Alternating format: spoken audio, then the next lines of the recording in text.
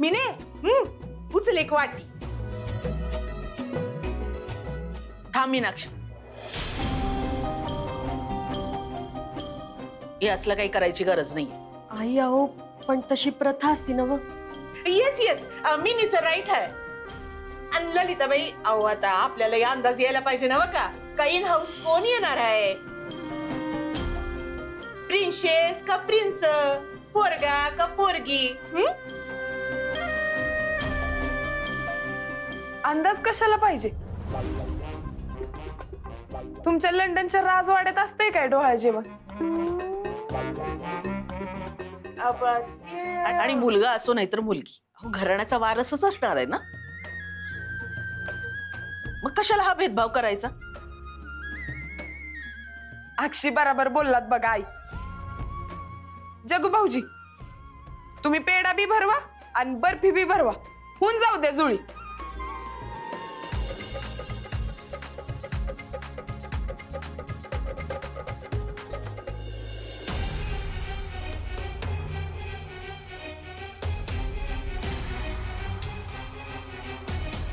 मी एकली पोरगी हाय म्हणून मला अडबाजी करायली.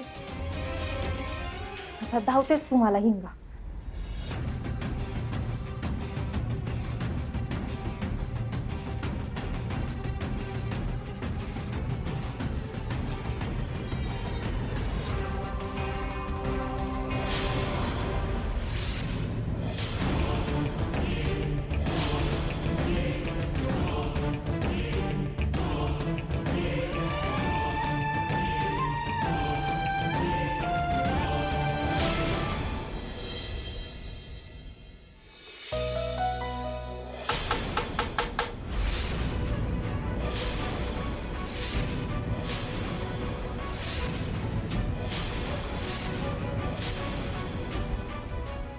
पैलवान वीरेंद्र शिराळकर. इन्स्पेक्टर साहेब तुम्ही इकडं? समजा ठीक आहे ना. तुमच्या विरुद्ध अटक वॉरंट आहे. विनयभंगाचा गुन्हा दाखल झालाय तुमच्यावर.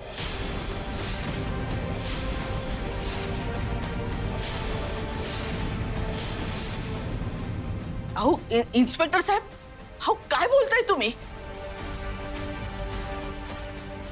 माझं वीरू आणि विनयभंग. माधुरी नावाच्या मुलीने आरोप केलाय तुमच्यावर की तुम्ही विनयभंग केलाय तिचा. काय? माधुरी? तशी लेखी तक्रार आली आमच्याकडे, त्यामुळे अटक वॉरंट घेऊन आलोय. माधुरी नावाच्या मुलीने तिच्यावर अतिप्रसंग करण्याचा आणि अब्रू लुटण्याचा प्रयत्न करण्याचा आरोप केलाय तुमच्यावर.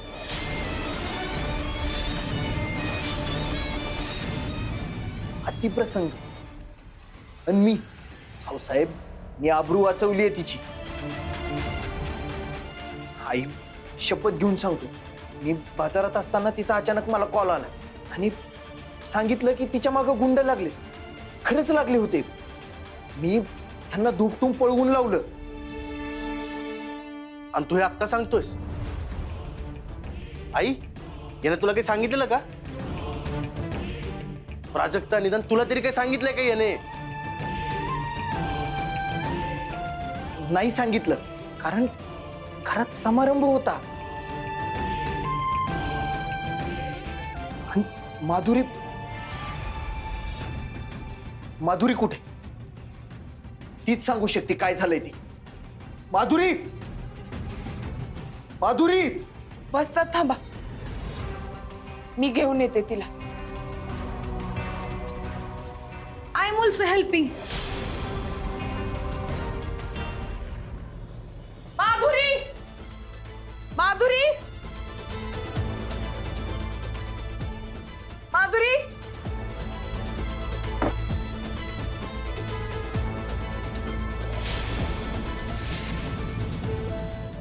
Oh my God! Madhuri gone?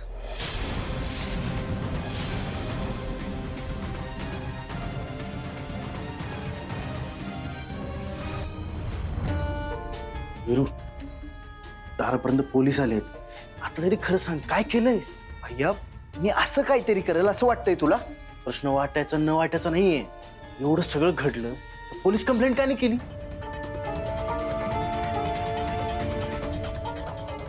कारण माधुरी म्हणली. अरे तिची बदनामी व्हायला ना ग म्हणून. नाही, तुम्हाला माझ्यावर विश्वास नसेल ना तर हरकत नाही. माधुरी आली की तीच सांगेल खरं काय खोटं काय ते. काय झालं? माधुरी कुठे? आई, माधुरी नाही घरात.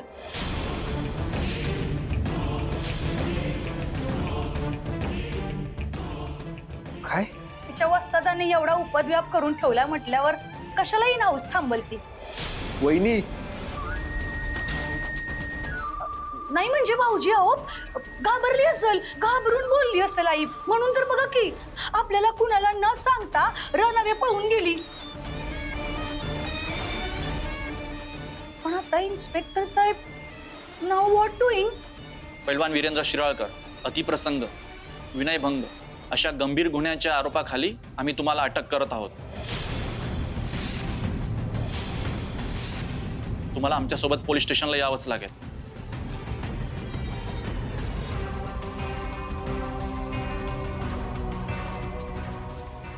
थांबा इन्स्पेक्टर साहेब. जगदीश, मीनाक्षीला वर खोलीत घेऊन जा. चिन्या, पोरांना पण वर ने जा. पोरांना. इन्स्पेक्टर साहेब, अहो हे काय बोलताय? हे आणि विनयभंग, अतिप्रसंग, अहो खोटं हे समज. तुम्हाला सांगितलं ना, माधुरी नावाच्या मुलीने यांच्यावर आरोप केलेत. तशी केसी दाखल झाली आणि वॉरंटी निघाला यांच्या नावाचा. अहो कसं शक्य आहे साहेब? माधुरी आमची पठ्ठी आहे, हे वस्तात आहेत तिचे. हे बघा, हे सगळं कोर्टात सांगा, पण आता आम्हाला यांना अटक करावीच लागेल. नाही, मी ह्यांना कुठं बी जाऊ देणार नाही. हे बघा, सरकारी कामात लुडबुड करू नका, नाहीतर आम्हाला तुमच्यावरही कारवाई करावी लागेल. आई, अहो बघा ना हे काय म्हणतात. इन्स्पेक्टर साहेब, माझा वीरू असं काही करणं शक्यच नाही. तुमचा काहीतरी गैरसमज होतोय. तुम्हाला हे सगळं कोर्टात सिद्ध करावं लागेल, तरच यांची सुटका होईल. पण या क्षणाला mister Virendra Shiralkar, you are under arrest.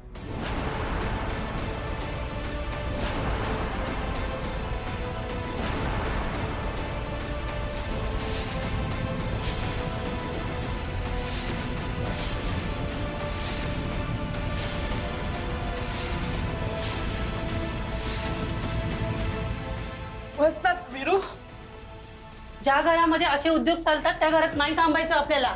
चला ग. बाई बाई, हाऊ हॅपनिंग होऊन बसले. ललिताबाई, तुमच्या मदर हार्टची काय गत झाली असेल मी अंडरस्टँड करून समजू शकते हो.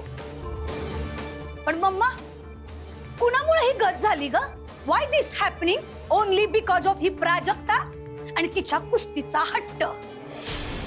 आई, हिच्यामुळेच आपल्या घराण्याचा ऍडवाइस झालाय. वीरू भाऊजी, ज्या मुलीमुळे लॉकडाऊन झाले त्या मुलीला घरात आणलीच कोणी? हिनं, या प्राजक्तानं. साऊबाई, ह्या समजात कुस्तीचा काय दोष? कुस्तीचा काय दोष? तुझ्या या कुस्तीमुळे ती माधुरी या घरात आली होती ना. बघितलंस काय झालं ते? तुझा तो पठ्या दिनेश धनंजयला मारायचा प्रयत्न करत होता. आणि माधुरी जगदीशचा संसार उद्ध्वस्त करायला निघाली होती. तरी तू तिला या घरात ठेवून घेतलीस. माझं ऐकलं नाहीस. काय म्हणालीस मला? मी घेते त्या दोघांची जबाबदारी. काय झालं बघितलंस ना? काय वेळ आणली त्या दोघांनी आपल्यावर. तरी सगळे कानी कपाळी ओरडून सांगत होते मला, कुस्ती आपल्या घराण्याला धार्जिन नाहीये म्हणून. पण मी फक्त तुझ्या शब्दाखातर कुस्तीला मान्यता दिली. बुरळ घातलीस तू मला, भुलावलास मला तू. कधी वीरूच्या भल्याचं सांगून, कधी त्याच्या वडिलांचे व्हिडिओ दाखवून फक्त भुलावलंस मला. आणि तुला काय वाटलं ग? मला कळत नव्हतं? कळत होतं मला सगळं. पण मला वाटलं या घरात जर काही बरं घडत असेल तर आपण कशाला खोडा घालायचा, म्हणून मी गप्प बसले. काय झालं? आता मला सांग, काय करणार आहेस तू? कसं सोडवणार आहेस माझ्या वीरूला? सांग ना, आहे का तुझ्याकडे काही उत्तर?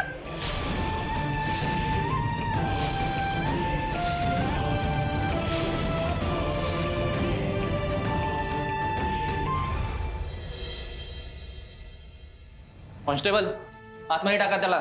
साहेब अहो एक मिनिट, माझं ऐकून तरी घ्या की. हे बघा, माझी काही बी चूक नाही यात. मग उगाच तक्रार केली का त्या पोरीने? हाऊ मी मदतच करत होतो तिला. तुम्ही हवं तर आमचे कॉल रेकॉर्ड चेक करा की, तुम्हाला समधे पुरावे गावतील. त्यातून तुम्हाला लगेच समजेल की हे समधे आरोप खोटे आहेत. आरोप खरे की खोटे हे कोर्ट ठरवेल. तुझ्याकडे जे जे पुरावे आहेत ना ते तिकडे दाखव. आम्ही आमची ड्युटी करतोय. बरं, आमच्या वकिलाशी तरी बोलू द्या की मला. आज रविवार आहे, सुट्टीचा दिवस आहे. त्यामुळे गप जाऊन आराम कर तिकडे आणि आम्हालाही करू दे. उगाच दंगा करू नकोस, नाही तर सोलून काढेल सांगून ठेवतो तुला. हवलदार, घेऊन जा याला. अहो मी खरंच सांगायलोय, मी निर्दोष आहे. मला फसवण्यात आलंय या समध्यात. हवं ऐकून तरी घ्या माझं साहेब.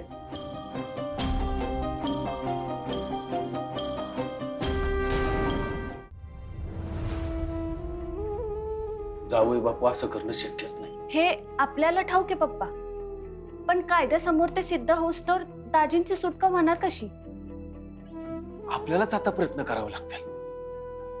राजू, तू ठाम राहा, काळजी करू नकोस. खचणाऱ्यातली नाही मी पप्पा, फक्त ह्यांना कसं सोडवायचं त्याचाच विचार करते. त्या माधुरीचा पत्ता असेल ना तुझ्याकडं? चल तिच्या घरी जाऊया, बघूया काही माहिती मिळते का. पत्ता नाही तिच्या घरचा माझ्याकडं. What? Very nice. What telling I? नाही, घरात साधी कामाला कामवाली बाई ठेवताना बी आपण सगळ्या डिटेल्स, नाव गाव पत्ता विचारून घेतोय.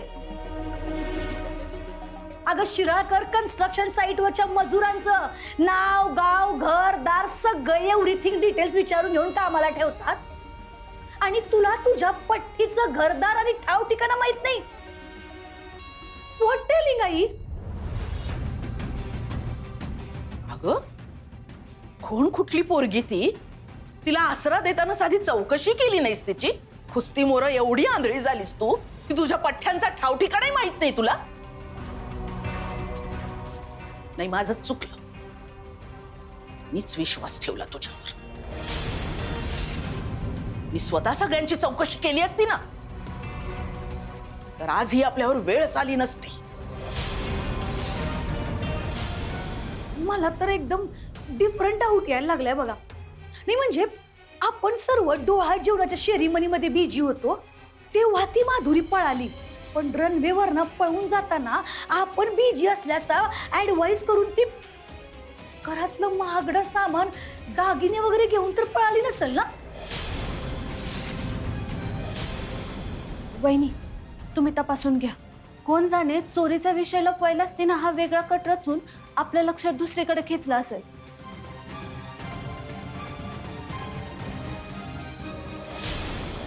हो, मला माफ करा. आता मला कळलंय ती माधुरीच तुमच्या मागं लागलेली. तुमच्या मनात काहीच पाप नव्हतं. मी ना उगाच तुमच्यावर संशय घेतला. खरं तर मी वीरू भाऊजी आणि माधुरीला एक दोनदा एकांतात पाहिलेलं. तेव्हाच मला कळायला पाहिजे होतं नेमकं काय चाललंय ते. खुलीस का जरा मी दाद्या आणि माधुरीशी लगट करत? शक्य तरी का? मग पोलीस का बरं त्यांना पकडून घेऊन गेले? आता तक्रार आली म्हटल्यावर कारवाई करणं त्यांचं कामच आहे ना. आणि घरची मंडळी म्हणून आपलं काम काय तर दाद्याला सपोर्ट करणं. आपणच आपल्या माणसावर संशय घ्यायला लागलो तर विश्वास कुणावर ठेवायचा ग? आणि बाहेरच्यांनी तरी कुणावर भरोसा करायचा? कुणाचं ऐकून काही बिबडबडत जाऊ नकस. दोषटपणा चालवलाय नुसता.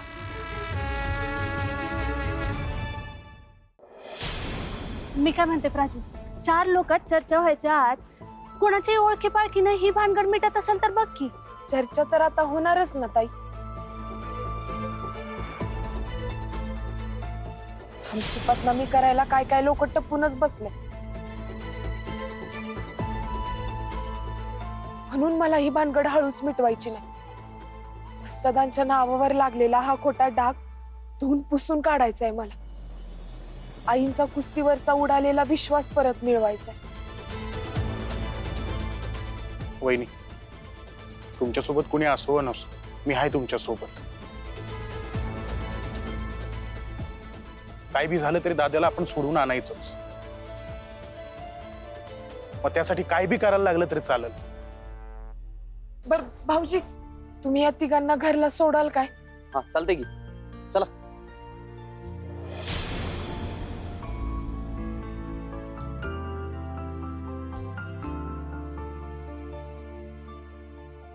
वहिनी चला जाऊ पोलीस स्टेशनला.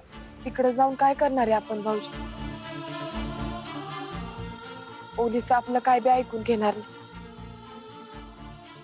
ह्या प्रकरणाची जिने सुरुवात केली ना, तिला अगोदर हुडकून काढायला पाहिजे, त्या माधुरीला.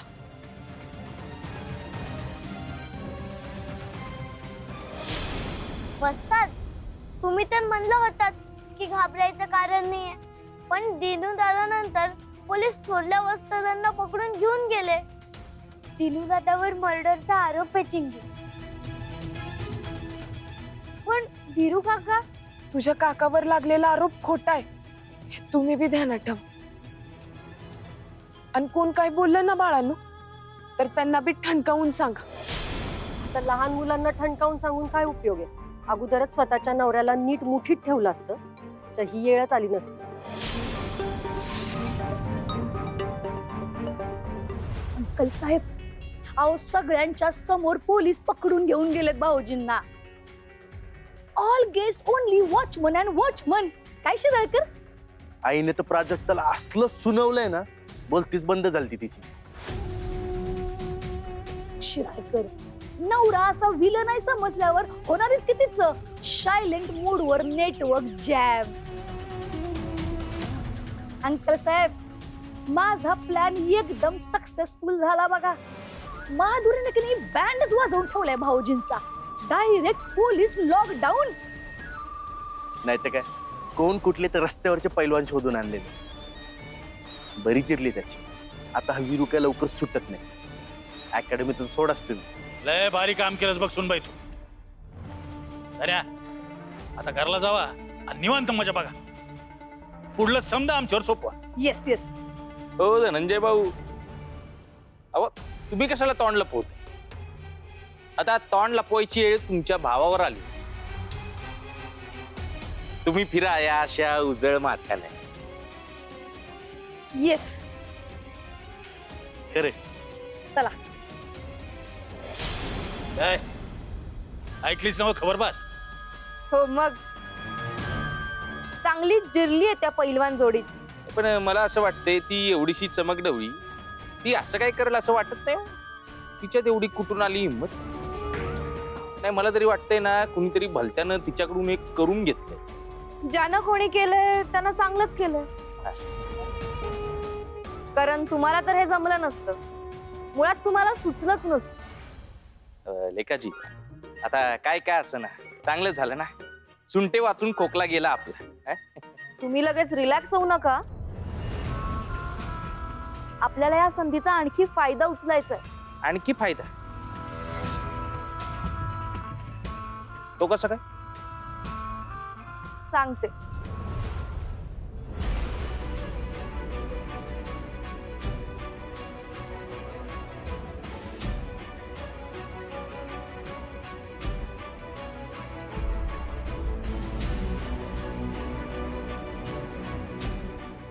कुठं शोधायचं यांना?